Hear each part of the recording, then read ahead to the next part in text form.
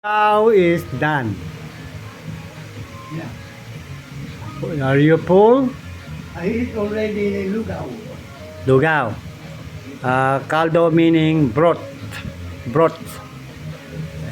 Caldo means caldo is a hot liquid rice. Masarap. Masarap? Masarap. Masarap? Hot liquid rice. Ano? Caldo or arroz caldo meaning lugaw or what we call rice soup. Yeah, rice soup. Water soup. Rice. Rice soup na. Pini-flavored lang nila ng ano yan. Halimbawa, arroz caldo. Ipa-flavor nila lang ng beef or chicken or some vegetable na minimix nila, no tayo, no? Pero arroz caldo pa rin yun. Kaya nga pag merong garlic yan, may ginger, tama. Oo nga, tapos may paminta, black pepper. Yon. Kaya lang, Nay, si Tatay Oni, hindi, walang onion yun. Walang sibuyas, wala. Magiging adobo na yung paglagay. Garlic. Oo, yung bawang, ayan. Talagang ayan. Nilalagyan siya tayo ng dahon ng sibuyas, pwede, no? Yan. O, luya meron. Oh. Saka yung onion rings. Ang tawag dyan, onion leaves. Leaves. No? Di ba? Yan, pinuputol-putol yan. Yun na lang. Yun na lang.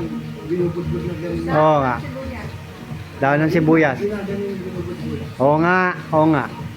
Ano? Kaya masarap. Ngayon, May babaw lang yun eh.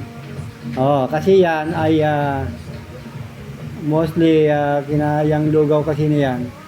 Pang merienda, ganyan, pang almusal. At saka during sa ibang bansa, during winter, maganda kasi yung mga ganyang hot or warm soup. Di ba tayo, no? Pampakalma ng lamig. Lalo na yung iba, ginagawa nila talagang hot. Lalagyan nila ng chili powder or chili paste para maging manghang, lalo silang hindi giginawin na. No? Ganon eh. Lalo na kapag kayong iba ay may trangkaso, ginalagyan nila ng lugaw nila ng sili talaga para pagpawisan. Kaya si Tatay Oni, lalagyan natin na siling labuyo. Tapos ano pa na luya, bawang, paminta. Oh. Di ba wala namang bunga yung labuyo? Malaki sa palengke. Oo nga. Malalaki ganyan. Oh, pipitas tayo na sa palengke, ha. Ikaw ang pipitas na. Ano ba, pumunta tayo sa pwesto. Ay wala tayong dalang pera. Siyempre pipitas ka. Pag kapitas mo gano'n sa sili, ano sasabihin mo doon sa ale? Pahingi na lang po muna ka mo, gano'n. Di ba tayo, no? Anong tawag doon? Sa Manyag Kumetong or sa Ilocano, may sangawaing. Yan. Ganon. Okay.